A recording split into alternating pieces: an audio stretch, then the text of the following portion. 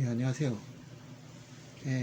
오늘은 우리 인터넷 운동체계 설교. 오늘은 예, 부모 자식의 사랑에 대해서 좀 이야기할까 합니다. 우리나라 부모들이 자식에 대한 사랑이 극성맞죠.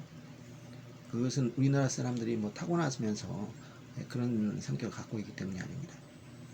그것은 역사적인 것에서 비롯될 수 있어요. 우리나라는 가족의 유대가 유달리 강합니다. 그리고 가족 간의 관계가 굉장히 끈끈하죠. 물론 지금 많이 해체가 됐습니다. 하지만 과거에 비해서 좀 많이 약해졌어도 아직도 굉장히 끈끈합니다. 그 끈끈한 유대관계가 물론 그 자체로 나쁠 수는 없지만 그것이 가져오는 많은 문제점이 있습니다. 가족이기 때문에 괜찮아라는 말이 긍정적으로 쓰이면은 세상의 모든 사람들이 나를 외면해도 나를 받아줄 수 있는 곳이 있다는 면에서는 굉장히 긍정적입니다. 하지만 그것이 어떤 부정부패라고 연결될 수 있어요. 지난번에도 얘기한 적이 있던데 어떤 분이 이런 말을 했습니다. 100억을 받아도 용서하겠지만 성접대를 받으면 용서할 수 없다. 이 말은 별장 성접대 사건이 있었을 때 한 얘기입니다. 자기 남편이 100억을 받다 걸리면 용서하겠지만 성접대를 받다가 걸리면 용서할 수 없다. 언뜻 보면 문제가 없는 말 같지만 굉장히 문제가 많은 말입니다. 성접대가 왜 싫으냐? 그건 당연한 거죠. 아내 입장에서 남편이 성접대를 받아서 좋을 게 뭐가 있겠습니까? 오히려 자기한테 배신행위가 되는 거죠. 역으로 한번 생각을 해보세요. 뭐 그런 경우가 있을지 모르지만 만약 아내가 성접대를 받았다. 그럴 때 그걸 기뻐할 남편이 어디 있겠습니까? 근데 100억을 받으면 걸리면 괜찮다. 이 말이 문제가 되는 거예요. 그러니까 가족을 위해서 100억을 받아도 그건 용서할 수 있다. 이게 바로 우리나라 심리입니다. 그러니까 자녀에게 그런 외물이나 이런 것을 눈치껏 받아라 이런 식의 은연중에 메시지를 보내고 있고 또 실제로 그렇게 하고 있습니다. 자녀라는 것은 가족 내에서의 자녀일 뿐 아니라 사회 나가면 사회의 구성원이 됩니다. 그 사회의 구성원이 그런 식의 생각을 가지고 산다면 이 사회가 얼마나 문제가 되겠습니까? 그런데 그런 생각을 해요. 왜냐? 우리 가족만 잘 되면 되기 때문에. 그럴 때는 조선시대도 보면은 온갖 당파 싸움들이 어떻게 일어났습니까? 집안 중심으로 일어났죠. 심지어 같은 가문에서도 무슨 파다 해가지고 치고받고 싸웠어요. 예를 들면 대표적인 게 명정 임금 때 소윤과 대윤의 싸움이었죠. 소윤과 대윤은 파평윤씨예요. 같은 파평윤씨인데도 서로 죽고 죽이는 싸움을 했어요. 왜냐? 가문도 중요하지만 우리 집안이 중요하다. 그 정도로 그런 것은 분명히 문제가 아닐 수 없습니다. 그런 것을 어렸을 때부터 이 가족을 넘어서 이 사회에 대한 일원으로서 무엇을 해야 될 것인가, 이것을 가르치는 것이 가정이 되어야 되는데 그게 아니고 어떻게 보면 범죄를 가르치고 있는 거죠. 아주 극단적이게 하면 대한민국의 가족이 어떤 면에서는 반사회단체입니다. 우리 가족을 위해서는 무슨 짓을 해도 좋다. 이게 조폭하고 뭐가 다릅니까? 조폭도 똑같이 얘기해요. 자기들끼리 의리 지킵니다. 자기들끼리 정이 있어요. 밖에 나가 나쁜 짓을 하니까 문제지. 그거하고 이게 뭐가 다릅니까? 근본적으로. 어떤 집단의 이익을 위해서 반사회적인 행위를 해도 좋다. 이렇게 말하는 집단, 이건 반사회적 집단입니다. 이제 그런 문제점을 우리가 해결해야 돼요. 그 우리나라는 왜 가족의 유대가 강하냐? 아주 간단하게 하면 이렇습니다. 그 사회가 전체적으로 단합을 해야 될 일이 있느냐 없느냐입니다. 단합을 해야 될 일이 없으면은 결국 가족 단위로 묻힐 수밖에 없습니다. 근데 단합을 해야 될 경우에는 그럴 수가 없습니다. 예를 들어서 일본 같은 경우에는 가족의 유대관계 우리보다 훨씬 약합니다. 왜 약할까요? 그들은 무사 사회였습니다. 사무라이 사회였어요. 사무라이 사회에서는 승리를 해야지 됩니다. 그래야 그 집단이 살아납니다. 그 집단이 살아나기 때문에 위해서는 그 집단의 단합이 잘 돼야 돼요. 거기서 혈연이다, 가족이다 라는 것을 봐줄 수가 없습니다. 내가 대장이라도 내 자식의 무능하면 그 사람을 내 후계자로 쓸 수가 없어요. 왜냐? 그 사람 후계자 쓸 경우에 그 집단이 멸망해 버릴 수가 있습니다. 그리고 자신의 가족을 우대한다면 그 밑에 있는 사무라이들이 그에게 충성하겠습니까? 우리가 사무라이 하면 무조건 충성하는 집단으로 생각하지만 그것은 에도 시대에 전쟁이 사라지고 평화가 오래되었을 때는 그 말이 맞습니다. 그렇지만은 전쟁이 계속될 때는 사무라이들의 가치가 굉장히 높아져요. 잘 싸우는 사무라이, 유능한 사무라이는 굉장히 귀합니다. 그 사람들을 어떻게든지 끌어들여야지 이 대명들, 소위 영주들이 자기 영지를 유지하고 나아가서 영토를 넓힐 수가 있어요. 그러니까 그들과의 관계는 사무라이와 그 영주와의 관계는 충성과 복종의 관계가 아니라 계약 관계입니다. 그것은 유럽의 중세도 마찬가지예요. 그런 상태에서 대명 영주가 자기 가족을 싸돌다면 그 사무라이들이 가만히 있겠습니까? 자기 주군을 죽이거나 그게 아니면 떠나버립니다. 그러면 이 사람은 싸울 수가 없습니다. 그래서 일본의 경우에는 가족의 관계가 우리만큼 유대가 합장한데 우리는 그런 싸움을 한 적이 없어. 싸움이래봐야 조정에서는 당파 싸움, 이부라는 싸움이죠. 이부라는 싸움은 가족끼리 뭉치는 게 오히려 낫죠. 그러니까 가족끼리 뭉치게 된 겁니다. 예. 자, 그건 그렇고, 자, 여러분들 혹시 빵 셔틀이라는 말 들어보셨습니까? 빵 셔틀. 어린 자녀들을 키워본 분들은 혹시 들어볼 수 있어요. 셔틀이라는 거는 왕복을 말합니다. 셔틀버스 하면 왔다 갔다 하는, 그러니까 이렇게 왔다 갔다 하는 거죠. 예. 그 셔틀인데 셔틀버스처럼 왔다 갔다 하는 건데 빵 셔틀이라는 뭐냐? 예, 학교에서 이제 그 뭐 힘이 센 애가 하나 아니면 이제 소위 일진이라고 하죠. 그 이제 그 학생 조폭이라고 해야 될까요? 걔네들이 이제 뭐냐면 그렇지 않은 아이들을 갖다가 이제 심부름 시키는 거예요. 너 가서 빵 사와. 그 빵을 사러 가요. 빵을 사가지고 돌아오죠. 그럼 어떻게 셔틀한 거죠? 그래서 셔틀 버스가 되는 거죠. 셔틀 버스처럼. 그게 바로 빵 셔틀이에요. 예.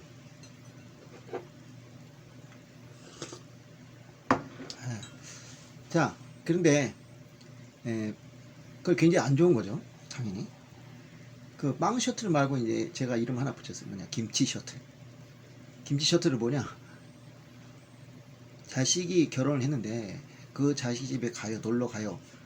그러면 이제 자식이 엄마 김치 떨어졌어? 그러면 김치를 집에 가서 그리고 다음에 올 때 김치를 가져와요. 이제 김치 셔틀이 된 거죠. 물론 동기도 다르고 여러 가지 다르지만 결국은 이제 김치를 갖다 바치는 거죠. 자, 그럼 여러분들이 그럴 거예요. 아니, 자식한테 김치를 좀 갖다 주는 게 뭐가 문제냐? 정말 문제가 아닐까요? 자, 그러면 일본 사람들이 이제 우리의 김치에 해당되는 게 뭐 예를 들어 닭광이라고 칩시다. 그럼 일본 사람들은 닭광 셔틀을 하고 있을까요? 아니요, 안 해요.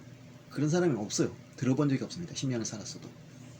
일본 부모들은 자식에게 김치 갖다 주지 않습니다. 김치 같은 거 갖다 주지도 않고 반찬 같은 거 만들어 주지도 않아요. 아주 특별한 경우가 아닌 이상. 예. 그럼 일본 부모는 매정하고 아주 그냥 야속한 사람들일까 아니요? 아니요. 그건 아까도 얘기했지만 문화의 차이예요. 그러니까 우리나라 부모들은 자식에게 목숨을 걸어요. 그걸 갖다가 이제 우리는 숭고하다고 하는데 전혀 아니에요, 제가 보기엔. 그건 전혀 아닙니다. 뭐냐? 왜 자식의 목숨을 거냐? 아까 얘기한 그들이에요. 자기 가족만 좋으면 좋다. 그런 어떤 가족 이기주의가 있는 거죠. 그러니까 자식은 내 분신이기 때문에 내 자식이 잘 돼야 한다. 이런 식의 사고방식. 그러니까 뭐냐? 100억을 받아도 용서하겠다는 말이 나오는 겁니다. 네. 더 나아가서 뭐냐? 이게 서로 이제 악순환이라고 할 수 있는데, 우리나라 사람들은 가족 외의 관계가 굉장히 좀 소원해요. 상대적으로. 지금 많이 좀 나아졌지만은 상대적으로 그렇습니다. 왜 그러냐? 가족만 위하기 때문이죠. 가족끼리만 어울려. 예를 들면 지금 같으면 그런 게 좀 약해지죠. 문중이라는 게 있어요. 그 문중끼리 단합을 해요. 그러니까 우리가 어렸을 때만 해도 뭐 사촌이다 뭐 이런 육촌이다 굉장히 가까웠어요. 근데 그렇게 해서 그 가족끼리 커뮤니케이션이 이루어져요. 그 일종의 커뮤니티죠. 그러다 보니까 밖에 사람을 소홀히 하게 되죠. 별로 관계가 안 좋아요. 별로 안 좋다는 게 나쁘다가 아니라 관계가 없어요.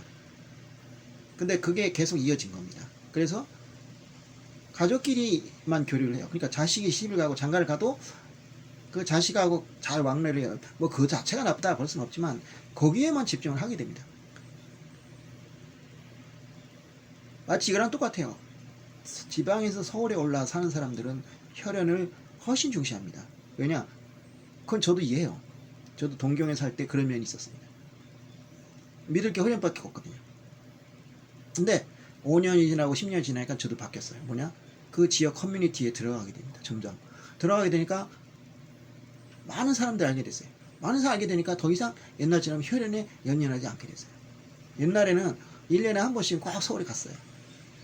부모님이 보고 싶고 친구들 보고 싶으니까. 그 커뮤니티에 대한 미련이 있는 거죠. 근데 5년이 지나고 10년이 되니까 어때요? 별로 안 가게 됐어요. 왜냐? 여기 커뮤니티에 들어가니까. 근데 똑같은 사람이라도 또 다 그러냐? 그렇지 않아요. 우리 애엄마는 그 커뮤니티에 잘 안 들어갔어요. 왜냐? 우리 애엄마는 가족이 우리보다 훨씬 단결력이 강했어요. 왜 강했느냐? 아버지가 일찍 돌아가셨기 때문에.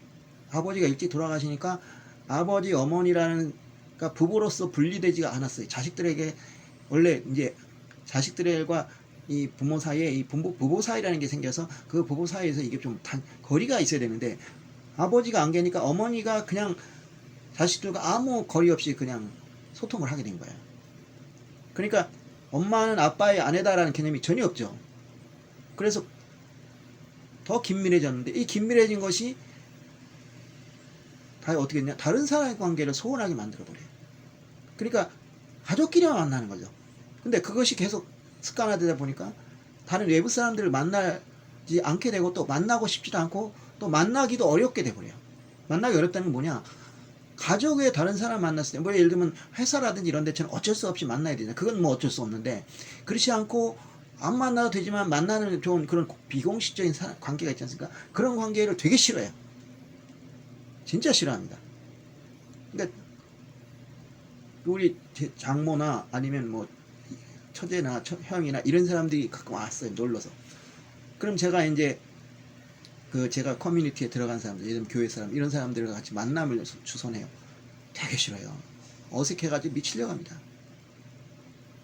근데 우리 애 엄마도 그런 삶을 살았어요. 살았기 때문에 커뮤니티에 들어가는 것을 할 줄 몰라요. 하기 싫어하고.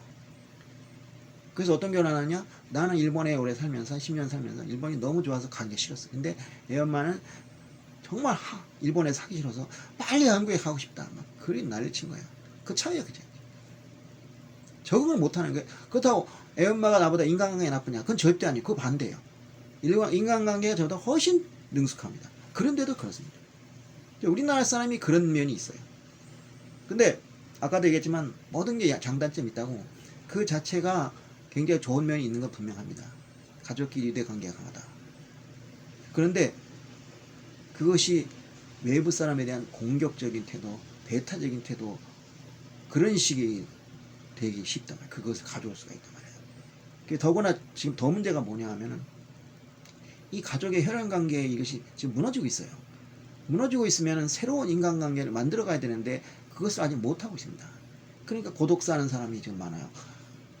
그러면 일본도 비슷한데 그 일본하고 조금 우리하고 틀립니다. 예. 그 얘기는 지금 안 하겠습니다. 나중에 길게 되니까.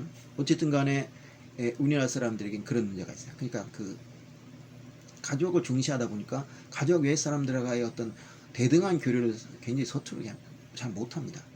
네, 그런 면이 있습니다. 근데 그 정도로 끝나면 좋게요. 그 정도로 끝나면 좋은 게 아니라 좋은데 그게 아까 얘기한 대로 외부 사람에 대한 공격 성향을 가져올 수 있습니다. 그리고 또 한 가지 문제가 있습니다.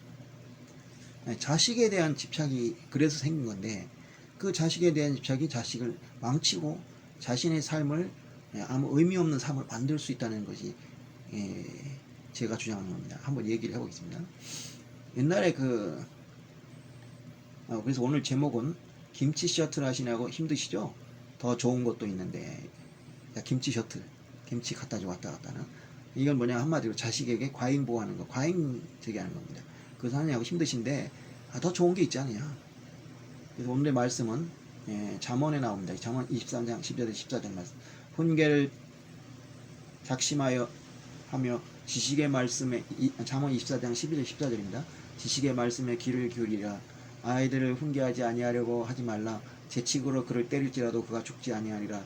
네가 그를 재치으로 때리면 그의 영혼을 수월에서 구원하시리라 하리라. 잠언 23장 12절에서 14절 말씀.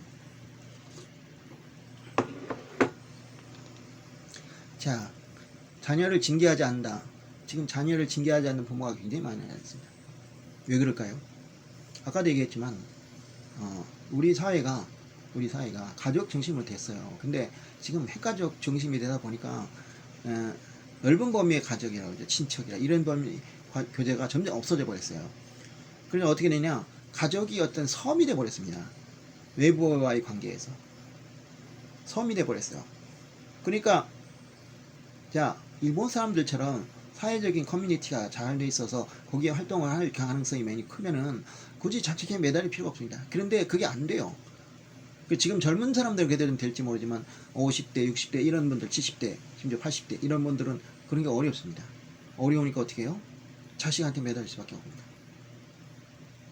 근데 더 이상한 건 지금 젊은 부부도 마찬가지예요. 얼마 전에 아니 조금 됐는데 82년생 김지영이라는 영화가 있었어요. 원래 소설이었는데 뭐 그 책의 기본적인 내용에 대해서는 저는 얘기하지 않겠습니다. 뭐 저는 그 책의 주제에 대해서 별로 찬성을 안 하는데 뭐 어쨌든 그건 여기서 얘기할 바가 아니고요. 거기서 놀라운 장면이 있어요. 뭐냐, 그 주인공 여자가 애를 안고 밥을 차리는 장면이 나옵니다. 그거 보고 놀랐어요. 제가 어떻게 애를 안고 밥을 차립니까? 그래서 제가 주변 사람한테 물어봤죠. 이게 맞냐 그랬더니 요새 그런 경향이 있다. 왜 그러냐? 자기들은 모르죠. 저는 알아요. 뭐냐? 그 애가 버릇이 없어서? 아니요. 그 애가 버릇이 없다 칩시다. 그 버릇 없는 아이를 누가 만들었냐? 바로 부모가 만든 거예요.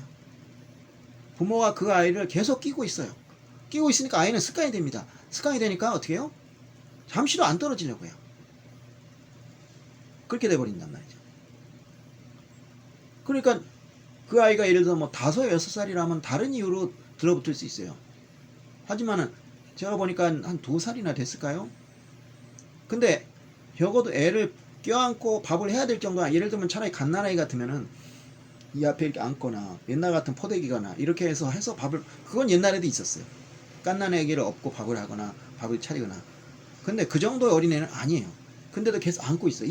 이 손에다 이렇게 안고 있어요. 그리고 밥을 차리니 얼마나 힘들게, 팔이 얼마나 아프겠습니까? 그러니까 그런 뭐냐면, 그래서 이제 결국 주인공은 뒤로 자빠지게 돼요. 과로로 쓰러지게 됩니다. 그렇게 하니까 당연히 쓰러지죠. 그러니까 옛날에는 10명을 키워도 부모들이 멀쩡했어요. 그런데 지금은 한두 명만 키워도 난리가 납니다. 왜냐? 그렇게 키우면 힘들 수밖에 없어요. 애가 울든 말든 자기가 집안일 할 때 내팽개쳐야 돼요. 챙겨치고, 그럼 아이가 어떻게 하냐? 알아서 거기 적응합니다. 서양 사람들 어떻게 하는 줄 아세요? 애를 옆방에다 재워요. 갓난아기라도. 그리고 밤새도록 울어도 그냥 내팽개칩니다. 그럼 어떻게 되냐? 나중에 아이가 때가 되면 그냥 적응을 해요. 아, 밤에 내가 울어도 우리 엄마 아버지는 안 오는구나. 그러면 그 아이가 알아서 적응을 해요. 애가 멍청한 것 같지만 그 정도 영악한 게 있어요. 그러면 아이 키우기가 쉬운 겁니다. 그런데 그걸 일일이 다 들어줘가지고 얘가 뭐 해달라면 해주고 그런 식으로 하니까 애가 그렇게 버릇이 없어지는 거예요. 예, 이것도 뭐냐면 두 가지 이유죠. 하나는 원래 우리나라가 자식한테 집착한 거고, 그렇다고 옛날 부모들 그러진 않았어요. 애가 적으니까, 1명, 2명이니까 그렇게 하는 거예요. 그러니까 애들이 버릇이 더 없어진 거예요. 자, 그렇게 버릇을 없애서 그 정도로 끝나면 얘기가 틀린데, 아주 끔찍한 얘기를 할게요. 이 박한상이라는 사람 기억하십니까? 이 90년대 중반에 우리 사회를 들썩였던, 아주 그냥 난리가 났던 사람이에요. 뭐냐, 어떤 한의사 부부가 있는데 굉장히 잘 사는 부부예요. 그 부부가 어느 날 무참하게 살해돼가지고 발견됐습니다. 그 발견자가 이 아들이에요. 큰 아들이에요. 근데 큰 아들이 박한상입니다. 왜냐? 근데 그 사람이 사실은 아버지 어머니를 죽였어요. 근데 그냥 죽인 게 아니에요. 칼로 말이죠, 수십 군데를 찔러서, 적어도 40군데 50군데를 찔렀어요. 아니, 자기 부모를 그렇게 무참하게 죽입니까? 무슨 철천지 원수도 아닌데. 그래갖고 죽이려고 할 때 피가 튈까봐 옷을 다 벗고 말이죠, 무슨 담요 같은 걸 두르고 가서 죽였다는 거예요. 그러니까 옷을 입고 들어가서 죽이면 피가 튀면 그게 나중에 이제 범인 그걸 들키니까. 근데 어떻게 들킨 줄 아십니까? 이 사람의 머리에 피가 튀어 있었어요. 이제 이 사람이 그걸 범행을 하고 그 담요를 갖다가 당연히 이제 버렸겠죠. 불태워서 버렸어요. 그리고 자기는 깨끗이 씻었어요. 그러니까 이제 완전 범죄인 줄 알았어요. 근데 착 하나 잊어버린 게 있어요. 머리에 피가 튀었는데 이걸 안 씻은 거예요. 안 씻었는데 이 사람이 병원에 갔어요. 자기 어머니하고 시체 때문에. 근데 간호사가 보니까 여기 피가 묻어 있어요. 그래서 다친 줄 알고 치료를 해주려 보니까 상처가 없는 거예요. 그러니까 뭐냐, 상처가 없다는 건 이 피가 여기서 난 게 아니라 어디서 튀었다는 거죠. 그때부터 이제 경찰관이 이 사람 의심하기 시작합니다. 그러니까 이제 이 범행, 이 완전한 범죄가 없다는 거예요. 그래서 그 왜 죽였냐 그랬더니 이제 이 부모가 아주 애를 그냥 버릇없이 키운 거예요. 그 엄청난 부자예요. 그 당시에 서울 시내 중심가에다가 큰 한의원을 차렸어요. 그것만 해도 엄청나죠. 그래서 한의사 협회 회장까지 하려던 사람이었어요. 그냥 막 퍼진 거죠. 막 퍼진 거죠. 막 퍼졌는데 이게 막 퍼지니까 얘가 그냥 완전히 이상해진 거야. 그래가지고 외국 유학을 보내도 맨날 카지노 가서 이것만 도박만 하고 앉아있어요. 아무 쓸모없는 인간이 된 거죠. 그에 비해서 둘째가 있어요. 동생은 열심히 공부해가지고 고려대학교인가를 졸업하고 착실히 결혼해서 살았어요. 그러니까 형은 결혼도 안 했는데 동생은 결혼해가지고 애까지 낳았어요. 그러니까 손자가 태어났는데 그 손자까지 이 사람이 죽인 거예요. 그 할아버지 할머니 방에 자고 있다가 갑자기 졸지에 변을 당한 거죠. 그래서 결국 어떻게 됐냐? 원래 유산 상속을 노리고 사람을 죽이면 상속 못 받습니다. 그래서 둘째 동생이 그 재산을 다 물려받았어요. 그 둘째 동생 입장에서는 좀 찜찜하긴 하겠지만 좀 양심의 철판을 깔고 얘기하면 갑자기 횡재한 꼴이 된 거죠. 자기 형 덕분에. 젊은 나이에 그 많은 재산을 물려받았으니까. 혼자서. 결국 이 동생은 속된 말로 죽 써서 개준 꼴이 된 거죠. 근데 여기서 우리가 생각을 해봐야 돼요. 그러니까 뭐냐, 이 심리. 자, 옛날에 어떤 유명한 얘기가 있습니다. 교회에서 들은 얘기인데 어떤 부자가 있는데 그 사람이 왜 그랬는지 내가 기억이 안 나요. 근데 그 동네 사람들이, 뭐 동네가 좀 작은 동네인가 봐요. 내가 이제 사람들한테 하루에 한 집에 한 $100씩을 줬대요.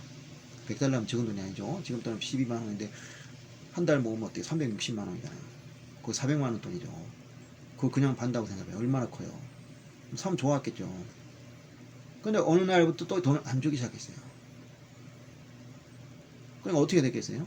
우리 상식으로는 뭐 안 주나 보다 하고 말거나 아니면 가서 왜 갑자기 안 주는 거야 하고 물어볼 수도 있잖아요. 근데 사람들이 그렇게 안 했어요. 어떻게 하냐, 쫓아가서 이 사람 멱살 잡았지. 그리고 뭐라 그러냐, 야 이 자식아 내 돈 100달러 내놔. 그랬더니 말이 됩니까? 근데 그게 싫어해요. 그래서 그런 말이 있죠. 배려가 계속되면 권리가 된다.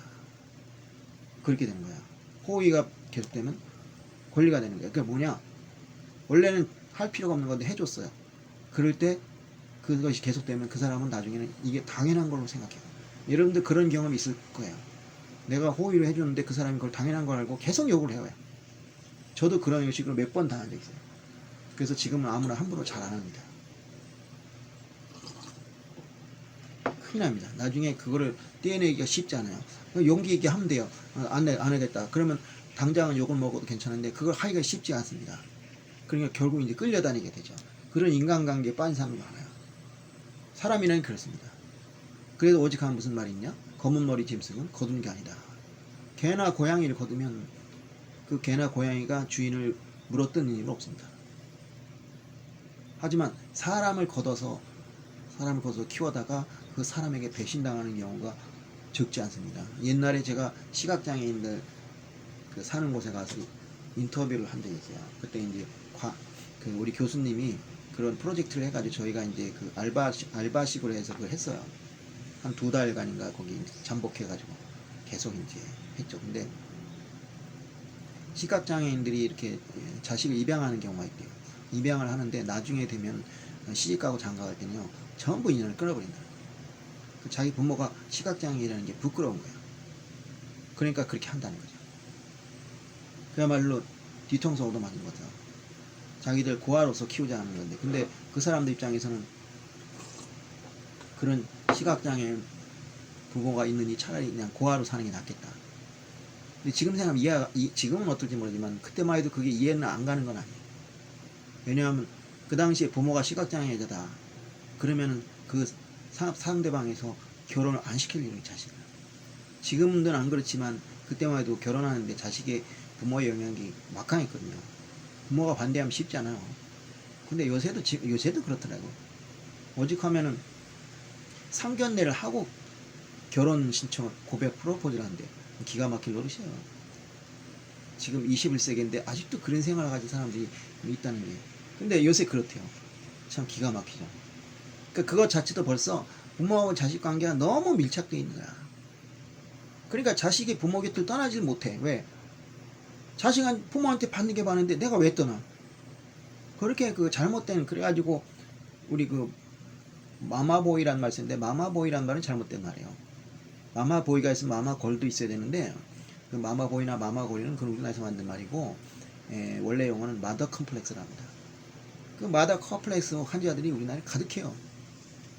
그러니까 이 박한상의 경우에는 아주 극단적인 얘기지만, 그런 식의 그 좋지 않는 관계, 건전하지 못한 그 부모 자식 관계가 우리나라에 널려 있다는 거죠. 옛날에 그 이런 바카스 알잖아요. 바카스 드링크 선제를 하는데 이런 게 나와요. 어떤 여자분이 이제 자기 중학생 딸하고 막 실강이 벌렸어요. 근데 옆에를 딱 보니까 아기를 업은 애엄마가 젊은 애엄마고, 엄마 나이 좀 디귿치던 엄마 있죠. 엄마하고 대화를 했어요. 근데 갑자기 엄마 김치는? 그러니까 깜빡했다. 그걸 보면서 이 엄마가 그 자기 딸을 막 이름 부르며 쫓아가요. 왜 그랬을까요? 근데 그 엄마가 그 얘기를 하기 전에 그랬어요. 좋겠다. 결혼까지 시키면 이제 편하겠다. 그랬는데 그 일이 벌어진 거예요. 그러니까 뭐냐 하면, 자식이라는 건 원래 저런 거구나. 저렇게 나이가 들어도 어쩔 수 없구나 생각하니까 자기 딸이 그때 내가 좀 더 잘해야겠다 생각한 것 같아요.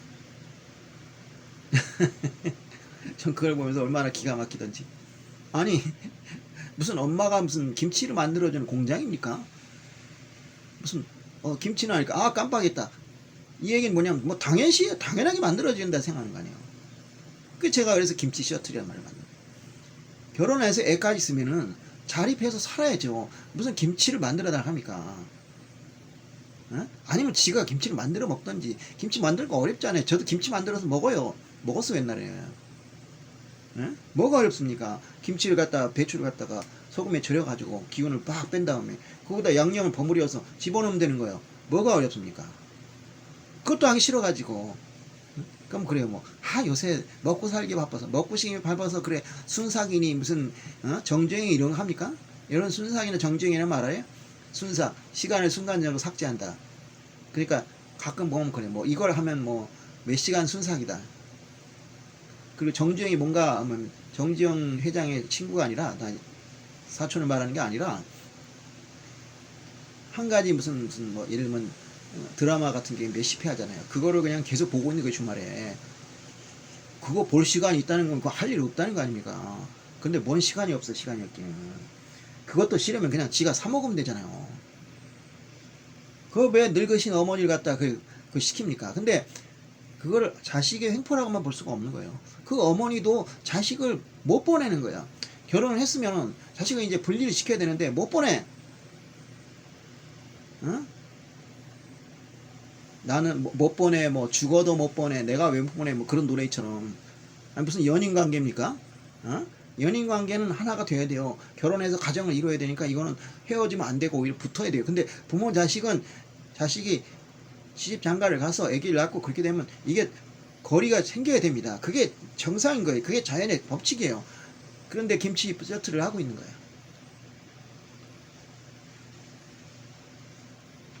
그러니까 이게 또 이제 또 그 같은 드링크한 거, 똑같은 바카스 한 거예요.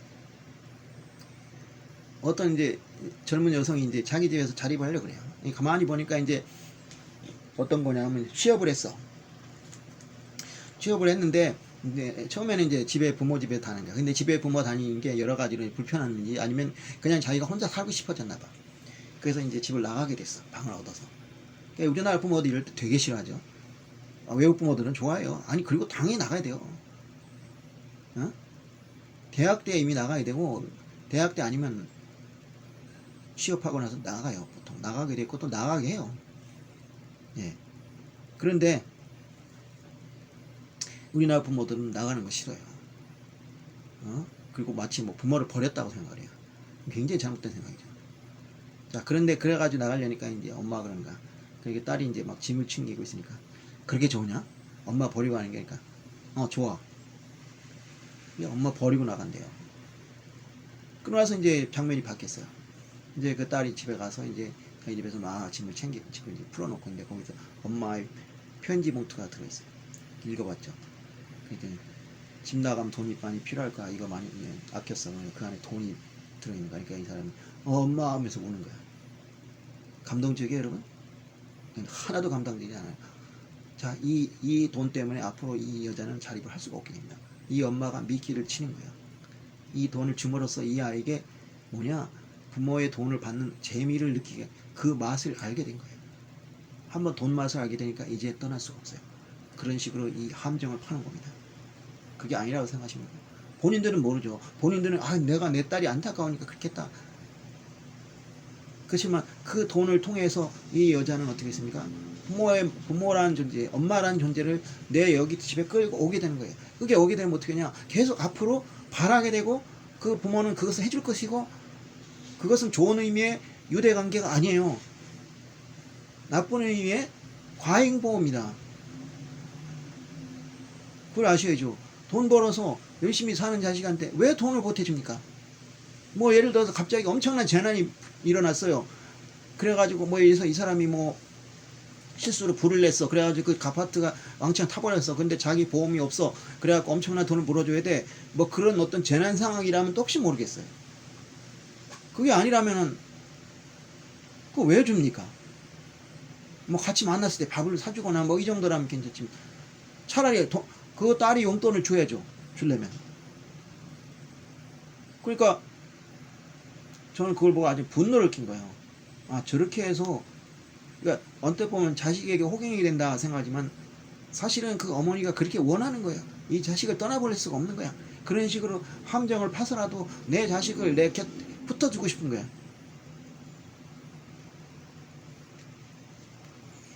한 몇 년 전에 그런 사건이 있었죠. 헝가리에서 사람들이 여행하다가 배가 침몰돼서 죽은 사건. 거기서 어떻게 했어요?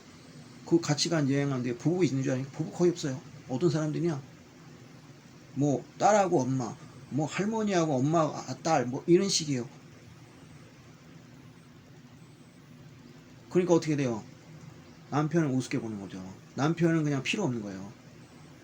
자기들의 그 삶의 보람을 이 가정이라는 틀에서 받아야 되는데, 그리고 부부라는 틀에서 받아야 되는데, 부부가 아니고 남편이 아니고 자기 딸, 자기 손녀 이런 데서 받아요.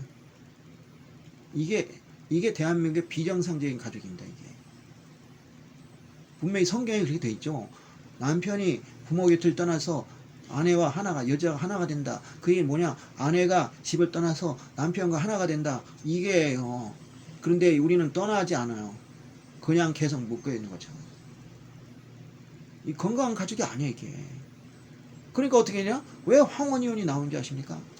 여러 가지 이유가 있지만 사람이 덧피쳐가 있는 거야. 덧피쳐가 있으면은 예를 들어서 남편과 아내 관계 어렵습니다. 뭐 미국이라고 쉬운 것 같아요. 그러니까 미국이 이혼이 많아요. 근데 미국에서는 그렇게 하진 않아요. 최소한도. 다른 데서 위안을 찾으면 안 된단 말이에요. 근데 다른 데 위안을 찾죠. 딸하고 이런 데서. 그러니까 어떻게 해요? 남편하고 사이 좋아질 이유가 없죠. 사이 좋아 없을 뿐 아니라 이제 돈도 못 벌 남편이 무슨 필요가 있어요. 그러니까 당신 없어도 되니까 우리 헤어지자. 황혼이혼이 나오는 거예요. 그걸 이런 그 자체를 여러분들 아셔야 돼요. 그냥 무조건 좋아할 게 아닙니다. 뭐 부모 자식 간의 사이가 좋으니까 좋다 이게 아니라 그걸 통해서 이 가정이 파괴될 수 있다는 이 문제를 알아야 돼요. 예? 거꾸로 생각해 봅시다. 남자가 다른 데다 여자를 하나 만들어 놓고 이 사람이 부자예요. 부자여가지고 충분히 할 수 있어요. 지금도 그런 여자 만들 수 있어요. 제가 그건 알아요. 남의 남자 애인이 돼가지고 정부가 돼서 먹고 살려는 여자들 지금도 있습니다. 그럼 그 집 어디다 집 얻어놓고 거기다 그 여자 짱 박아놓고 내가 가끔 심심할 때 가서 그 여자랑 놀고 그럼 좋겠습니까? 그거 좋다고 생각하면 그렇게 하세요. 그러면 여러분들 그렇게 하세요. 싫죠? 당연히 싫죠. 그럼 내 딸이면 되고 내 손녀면 됩니까? 마찬가지예요. 오늘 하나님 뭐라 하셔? 우상 숭배하지 말라 그랬잖아요. 그게 우상이 되는 거예요. 부부가 됐으면 남편하고 아내한테 충실해야죠. 가장 충실해야죠. 그런데 남편이나 아내 외에 다른 데서 즐거움 얻느냐고, 즐거움 얻지 말라는 게 아니에요. 얻어줘요. 뭐 딸하고 친한 게 뭐가 나쁩니까? 친구하고 나쁜. 하지만 그것 때문에 내 남편을 소홀히 하고 내 아내를 소홀히 한다면 이거는 분명히 잘못된 거랍니다. 그걸 아셔야죠. 그거는 남자가 밖에서 여자 세컨드 만들어 놓고 거기 가서 즐거움 찾는 거랑 똑같은 겁니다. 내가 하나님의 다른 즐거움이 하나님을 우선하면 하나님이 우선이라고 해서 뭐 하는 거 다 버리라는 거 아니잖아요. 하지만 하나님을 제껴놓고 거기에 매달린다면 그건 우상입니다. 그런 거랑 똑같습니다. 그러니까 그런 사건이 일어난 거예요. 그러니까 결국 그러면서 그 돈을 누가 마련했냐? 남편이 그 시간에 일하고 그 일하냐고 살아남는 거예요. 아이러니하게도 같이 했으면 죽었죠. 네. 이거 아까 얘기했지만 박한상의 경우에는 너무 지나치다 할 수 있어요. 너무 지나친 극단적인 관계다. 그러나 거기에 못지않게 문제가 되는 가정들이 많다고 생각하지 않습니까? 그 자식한테 그냥 매달려가지고 말이지. 예를 들어 아들이 군대를 갔어요. 군대를 갔더니 그 군대 근처에다가 방을 얻어가지고 그 아들 뒷바라지에. 그럼 남편은 뭡니까? 네? 당신 아들하고 결혼했어요. 남편하고 결혼했어요. 그런 식으로 얘기하면 자꾸 이상한 생각하게 됩니다. 제가 좀 극단적인 걸 또 할게요. 근친상간이 있죠. 근친상간이 예를 들어서 부모 자식 간의 근친상간이라는 게 있어요. 근데 아버지하고 딸하고 엄마하고 아들하고 어느 쪽이 더 많을 것 같아요? 우리가 생각하기에는 아버지하고 딸이 많지 않을까 생각하는데 그게 아니에요. 아들하고 엄마가 훨씬 많아요. 왜 그러냐? 두 가지 이유 때문입니다. 하나는 뭐냐? 딸은 엄마 아버지하고 그 관계를 원하지 않아요. 원할 수가 없어요. 물론 그런 예외적인 경우도 없지는 않지만 매우 드문 일입니다. 다 여자이기 때문에 그 점에 대해서 주의를 해요. 근데 아들은 어떻습니까? 아들은 남자잖아요. 남자니까 그 성관계에 대한 열망이 훨씬 크단 말입니다. 근데 엄마는 그거를 그래가지고 심지어는 이제 엄마한테 그런 욕망을 느껴요. 남자니까. 그런데 그걸 받아주는 거예요, 그냥. 왜냐? 내 아들이니까. 부모 자식 간에 경계가 없으면 그렇게 돼요. 이게 말이 됩니까? 물론 이건 내가 얘기했는데 극단적인 경우예요. 극단적인 경우지만은 그런 식의 그 정신적인 그런 근친상간 관계가 얼마나 많은지 몰라요. 그러면서 전혀 문제의식을 느끼지 않습니다. 그렇게 해서 잘못하면 바로 박한상이 같은 천하의 그 아주 몹쓸 놈이 나와요. 옛날에 그런 얘기 아시잖아요. 아들이 도둑질을 했는데 엄마가 잘한다 그래가지고 나중에 아주 못된 짓을 해가지고 사형 선고를 받으니까 엄마랑 보게 돼가지고 엄마의 젖을 옛날에 빨았는데 그 느낌을 느끼고 싶다 해서 젖을 빨게 했더니 젖을 팍 밀어가지고 뜯어버렸다고.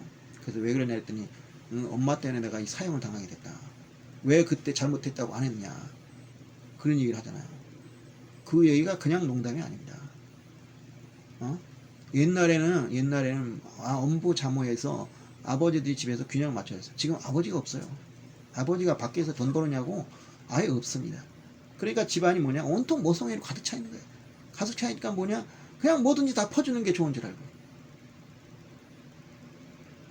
그렇게 하니까 평생 동안, 그리고 나서 나중에 이제 너무 지나친 욕을 하게 되면, 요새 남자들, 요새 젊은 애들 왜 이러냐고. 그게 당신들이 만든 거야. 나쁜 부모는 있어도요, 나쁜 자식은 없다 그래요. 실제 나쁜 자식이 없는 게 아니야. 그건 나쁜 자식 누가 만드냐? 그건 나쁜 부모가 만드는 겁니다. 아니, 하나, 둘까지 다 감싸는데 그걸 마다할 수 있겠습니까? 저도 그래요. 저도. 네? 그러니까 그렇게 자라는 아이들이 어른이 돼서 결혼을 하니까 이혼이 늘어나는 건 당연한 거고, 또 거기다 비혼이라는 게 생기는 거죠. 왜 비혼을 생겼냐? 이들도 아는 거예요. 결혼을 하게 되면은 자기만 위해 살 수는 없다는 걸 분명히 알아요. 근데 언제 자기가 희생해 본 적 있습니까? 옛날에는 하다못해 뭐라도 시켰어요, 아이들한테. 그럼 누가 시켜요? 가만히 있으면 부모가 다 해주는데. 근데 이제 결혼하면 내가 해야 돼요. 어른과 아이 차이는 뭐냐? 아이는요, 집에 가면 밥이 나오고, 그리고 내가 돈이 필요하면 누군가 돈을 줘요. 근데 어린 되면 그 돈을 주고 밥을 해주는 게 바로 납니다. 그렇지 않으면 집에서 밥이 안 생기고 돈이 안 생겨요. 그게 바로 어른이라는 겁니다.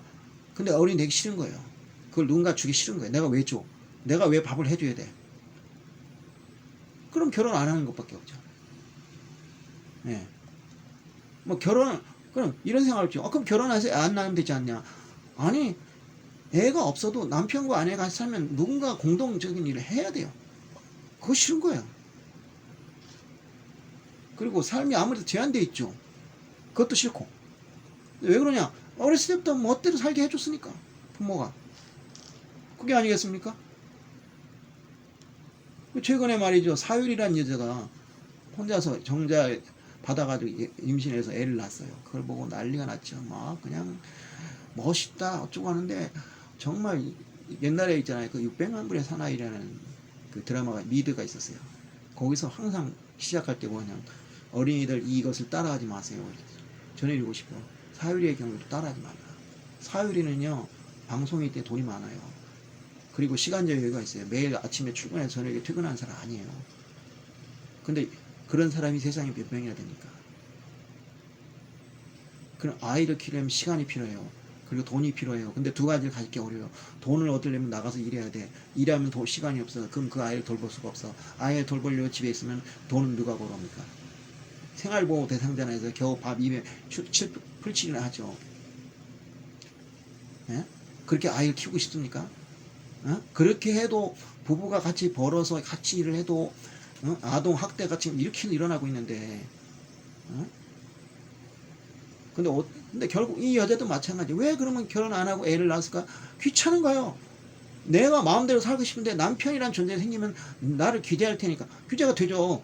그러니까 싫은 거예요. 그래서 결혼 안 하는데 애는 갖고 싶어. 그러니까 애만 낳은 거야. 그럼 남자들 어떡하냐?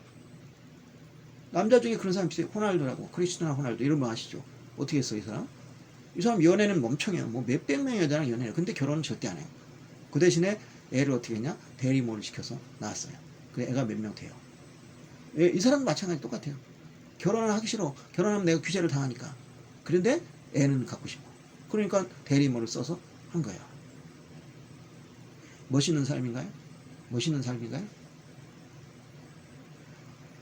멋있는 삶일 수도 있죠. 하지만 지극히 이기적인 삶이죠. 내가 누군가를 희생하고 싶지 않다. 그냥 오로지 나만 위해 살고 싶다. 크리스티아노 호날두나 아니면 사유리에게서 아이는 자기의 즐거움을 위한 하나의 수단에 불과합니다. 그 아이의 삶이 과연 어떨지 생각이나 해봤을까요? 뭐 아빠 없으면 없대, 엄마가 없으면 없대, 이런 식으로 생각하는 게 맞을까요? 그 아이도 그렇게 생각할까요? 남들은 다 엄마가 있고 아빠가 있는데 나는 엄마도 없고 나는 아빠도 없고, 그런 삶을 살 때 그 아이들이, 이거 한번 조사해 보세요. 근데 그런 아이들이 있을 거예요, 분명히. 그 아이들한테 조사할 때 나는 아빠가 없어도 괜찮았어, 나는 엄마가 없어도 괜찮았어도, 이렇게 대답을 할까요? 저는 그걸 묻고 싶어요. 아닐 가능성이 훨씬 큽니다. 제가 옛날에 가출 청소년들을 갖다가 케어하고 상담한 적이 있어요. 그 아이들 대부분이 99%가 아빠가 없거나 엄마가 없어요. 대부분이 아빠가 없어요. 그래서 그 아이들이 행복했냐? 아니요. 행복했으면 나오지도 않았죠. 그럼 안 나온 집 애들은 다 멀쩡하냐? 아니요. 제가 알기로는 그렇지 않아요. 다 상처를 안고 살아요. 그런데 엄마 좋으라고 아빠 좋으라고 그런 생활을 강요하는 게 과연 여러분들이 자식을 위한다고 생각하십니까? 아니죠. 오로지 나만 생각하는 거야. 나만 좋으면 되지. 자식이 뭔 상관이야. 자식도 나를 위한 애완동물일 뿐이야. 애완동물보다 낫지. 나중에. 그리 생각하고 키우는 거 아니야? 이것도 이기적인 거니까. 사유리도 그렇고 호날두도 그렇고 바로 그런 세대잖아요. 올려. 나만 생각하는. 예? 그래 키운 거예요, 부모가. 그 사람이 나쁜 게 아니라. 근데 이제 얘기를 본론이라 할까. 이제 왜 이런 얘기 하게 되는가. 내가 이 문제 뭐 이기적으로 살지 마 이런 얘기를 하고 싶어서 그런 건 아니에요. 그거는 이제 그 부작용, 이거는 뭐냐면 여러분들이 그렇게 자식에 집중한다 해서 자식이 훌륭하게 크는 게 아니다, 이 얘기를 하고 싶은 거야. 그러니까 자식에 집중하는 것은 오히려 해가 될 수 있고 그 아이들의 자립심을 깨치기 때문에 손해보고 아주 안 좋은 게 더 많다. 이걸 일단 여러분들이 축지를 하셔야 돼. 예? 그리고 그것이 여러분들이 얼마나 이기적이고 자기중심적인 생각인지. 자식을 못 떠나보내는 것은 자식을 지극히 사랑해서가 아니라 나를 너무 사랑하기 때문에 그 아이들을 나의 즐거움, 나의 행복을 위해서 이용하기 위해서 안 떠나보낸다. 이런 그 지극히 이기적인 생각이라는 것을 여러분들이 아셔야 돼요. 근데 전부 어떻게 생각하느냐? 내가 자식을 너무 아끼니까, 내가 사랑하니까 이런다. 이런 식의 그 자기 기만에 빠져 있는 거죠. 근데 솔직히 물어볼게요. 이 세상의 부모 중에서 자식을 위해서 자식 낳는 사람이 누가 있습니까? 여러분들이 자식을 낳을 때, 야, 우리가 그 한 명의 아이를 키워서 그 아이를 그 어떤 행복하게 만들어주는 것이 우리의 사명 아니냐. 이렇게 애 낳는 사람이 어디 있습니까? 야, 우리 애 좀 낳아볼까? 애 낳으면 좋을 것 같지 않아? 이래서 애 낳는 사람이 대부분이에요. 거의 다예요. 100%예요. 근데 그걸 갖다가 말이죠. 어? 그냥 어떤 희생적 사랑으로 포장을 해가지고 나이가 들어도 그냥 놓지 못하고 그냥 계속 내 곁에 있어줘. 내 곁에 있어. 나에게 너뿐이야. 뭐 이런 이제 노래나 부르면서 말이죠. 무슨 연인도 아닌데 말이죠. 연인끼리나 그렇게 하세요. 연인. 당신 남편이나 아내에게 그렇게 하라고. 난 당신 없이 못 살아. 당신 없이 못 살아 하고 그렇게 해가지고 좀 늙어서라도 더 열심히 상대방을 사랑하시라고. 자식한테 매달리지 말고. 예? 근데 그것만이 문제가 아니에요. 이 세상에 어려운 사람이 너무 많아요. 그리고 혼자 외롭게 살다가 죽는 사람이 너무 많아요. 요새 고독사가 많아지고 있지 않습니까? 그럼 여러분들이 김치 셔틀을 갖다가 그런 사람들한테 해보시라고. 어? 그거 얼마나 고마울 거야. 그 성경에 이런 말이 있어요. 여기 나왔지만 자기를 청한 자에게 이르시되, 예수님이 내가 점심이나 저녁을 베풀거든 벗이나 형제 친척이나 부한 이웃을 청하지 말라. 두렵건대 그 사람들이 너를 도로 청하고 내게 갚음이 될까 하노라. 잔치를 베풀거든 차라리 가난한 자, 몸이 불편한 자들과 저는 자들과 맹인들을 청하라. 그리하면 그들이 갚을 것이 없으므로 내게 복이 되리니 이는 의인의 부활에서 내가 갚음을 받겠습니다 하시더라. 그러니까 어렵고 힘든 사람한테 하면 그 사람들은 우리한테 갚을 수가 없어요. 갚을 수가 없으니까 그게 다 상급이 돼가지고 하늘에 쌓인다 이겁니다. 바로 그 얘기를 하는 겁니다. 여러분들이 김치 셔틀하고 그래가지고 아이들 갖다가 자식한테 부모한테 벗어나지 못해서 바보 멍청이처럼 자립 의지도 없는 그런 사람을 만드는 그런 패착을 하는 것보다 어렵고 힘든 사람에게 자신의 능력을 김치 셔틀이든 뭐들 해서 그들의 삶을 도와준다면 여러분들 덕이 되고 그 사람도 기쁘고 그리고 자식들도 망치지 않으니까 좋고 얼마나 좋습니까? 바로 그것을 얘기하는 겁니다. 무슨 말인지 알겠습니까? 지금 대한민국의 공동체가 무너지고 있어요. 혈연 공동체 이런 것이 무너지고 있습니다. 우리나라의 가장 좋은 공동체가 가족이고 혈연이었습니다. 그 혈연 관계가 깨지고 있어요. 그걸 옛날처럼 회복시키기란 거의 불가능합니다. 그럼 어떻게 되냐? 혈연 공동체가 아닌 공동체를 통해서 서로를 돕고 서로를 사랑하는 그런 가족을 만들 수 있다는 게 있으면 실제로 그것이 외국에서만 이루어지고 있어요. 혈연이 아닌 사람들, 그리고 부부관계도 아닌 사람들, 이런 사람들이 한 집에 살면서 서로 도와주고, 또 그게 아니라면 그런 사람들, 혼자 사는 사람들을 찾아가서 이야기 상대가 돼주고 먹을 것을 주고 그러면서 대화를 하는, 그것이 그 사람들이 얼마나 큰 힘이 되지 않습니까? 사람이 자살할 때 있어요. 자살할 때 먹을 게 없어 자살하는 것도 아니고 병이 들어서 자살하는 것도 아닙니다. 외롭고 쓸쓸하고 절망스럽기 때문에. 나를 찾아주는 사람이 아무도 없어. 내가 상대할 사람이 아무도 없어. 그저 혼자 한숨 쉬다가 매일 마침 일어나고 그런 순간 어느 순간 나는 더 이상 일어나고 싶지 않다. 그럴 때 차라리 죽어버리자. 이런 생각이 나는 겁니다. 근데 그들에게 일주일에 한 번이라도 벗이 되진다면 그 사람들은 계속 생명을 이어갈 수 있어요. 그러면 여러분 자식에 집중 안 해도 되겠죠? 집중 안 하니까 자식들은 자립을 하게 되는 겁니다. 그런 것이 필요한 것이에요. 근데 우리는 어떻게 해요? 자식 해가지고 서로가 그냥 의존 관계에 빠져가지고 그렇게 사니까 남을 도와줄 틈이 있어요? 남에게 대화 상대될 필요가 있어요? 없죠. 할 생각도 없어요. 그러니까 한국 사회는 기부가 없고 사랑이 없는 겁니다. 사랑이 있어도 불행합니다. 왜냐? 자기끼리만 좋으면 되니까. 그러면 거기에 소외된 사람들은 죽을 수밖에 없어요. 그런 사회가 좋습니까? 근데 그게 내가 될 수가 있는 거예요. 내가 소외된 자가 될 수가 있는 거예요.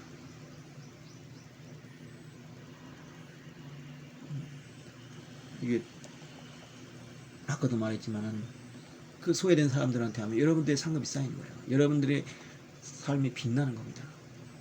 그러기 위해서는 어떻게 해야 되냐? 자식이라는 짐을 내려놔야 됩니다. 그렇지 않고서는 절대 그럴 수 없어요. 지금처럼 서로 상호 의존 관계에 빠져가지고 자식만 바라보고 사는 삶, 이것은 의미가 없습니다. 가치가 없습니다. 그리고 자식에게도 절대 안 좋습니다. 그러니까 여러분들 김치 셔틀 그만하시고요. 적어도 자식에게 뭐 가끔 1년에 한두 번 정도는 되겠죠. 근데 그것도 안 하는 게 좋습니다. 그 대신에 그 노력으로 내 불쌍한 이웃, 내 어려운 이웃을 도와주신다면 어떨까요? 저는 그것을 여러분들 권하고 있습니다. 그것이 바로 예수님이 말하는 진정한 이웃 사랑인 것입니다. 기도하겠습니다. 하나님 아버지, 우리는 부모 자식 간의 관계가 너무 가까워서 아버지 그 안에 빠져버립니다. 의존 관계가 되어버립니다. 아버지, 그를 인해서 자식들은 자립의식을 잃어버리고 평생 동안 부모를 긁어먹는 못된 자식이 되어버릴 수 있습니다. 박한상이 같은 흉악한 인간이 나타날 수도 있습니다. 그것 때문에 우리는 이웃 사랑을 잊어버립니다. 이웃의 사람이 어떻게 되든 우리 상관없이 그저 자식만 바라봅니다. 우리가 자식을 내려놔야 합니다. 자식을 내려놓고 어려운 이웃을 도울 수 있는 마음의 여유와 물질적 여유를 가져야 되는 점이 있습니다. 그것이 진정한 하나님이 말씀하신 이웃 사랑인 것입니다. 하나님을 사랑하고 이웃 사랑을 하는데 실천하기 위해서는 나의 가장 가까운 자식부터 내려놓을 수 있어야 됩니다. 그것은 이기적인 자식에 매달리는 것은 그것은 사랑이 아니라 자기를 위한 자기 애에 불과하고 이기주의에 불과한 것입니다. 그것을 우리가 깨닫게 해주시옵소서. 그리하여 해서 이웃사랑을 실천하는 참 아름다운 사회가 될 수 있도록 이 사회를 인도하여 주시옵소서. 예수님의 이름으로 기도합니다. 아멘. 감사합니다.